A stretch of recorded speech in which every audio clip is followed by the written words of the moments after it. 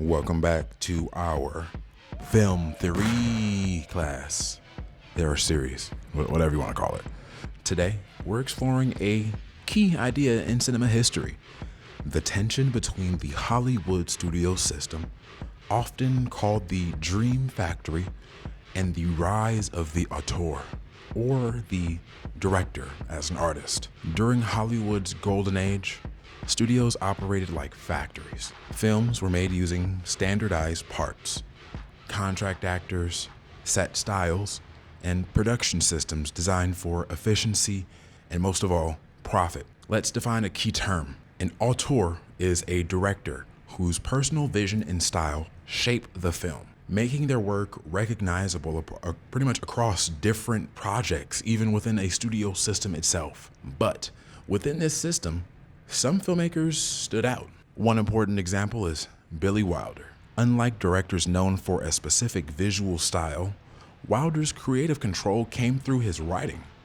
His screenplays allowed for him to tell darker, more complex stories, even within a rigid structure. A key film to understand this is Sunset Boulevard. This film is a Hollywood tragedy that explores the darker side of the film industry.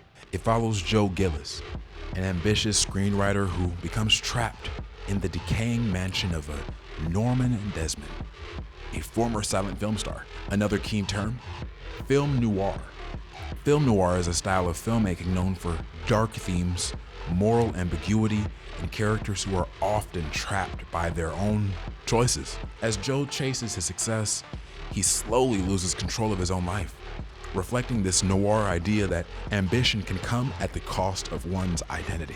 Visually, the film uses high contrast lighting and lots of shadows. This is called low-key lighting, a technique that uses strong contrast between light and dark to create tension, mystery, and almost psychological depth. Even though it was made within a studio system, the film feels personal, critical, and bold. Culturally, Sunset Boulevard had a powerful impact. By casting Gloria Swanson, a real silent film star, mind you, as Norma Desmond, Wilder blurred the lines, actually, between fiction and reality.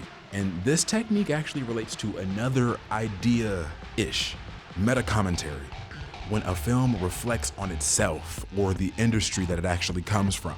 Filmmaker Spike Lee noted that audiences initially rejected films like this because they weren't ready for such a critical perspective. Film historian Foster Hirsch explains that Joe Gillis represents a classic noir character, an ordinary person pulled into a downward spiral by poor choices. To connect this to the evolution of cinema, we can look at Citizen Kane, directed by Orson Welles. This is a very, very classic film in just the lore of film itself. One final key term, deep focus. A cinematography technique where everything in the frame, from foreground to background, remains in a sharp focus. This allows more complex visual storytelling within a single shot. These techniques help to create a new visual language for cinema overall, proving that film evolves through both artistic vision and technical innovation. So, what did we learn from this? Well, Hollywood may function like a factory, but individual voices can still indeed break through. An auteur does not just follow the system, they reshape it. And cinema continues to evolve when filmmakers challenge expectations. I guess you just watch some more film theory. I'm just kidding. If it is, that's like the 3-1, so it's like the third, yeah. So film theory,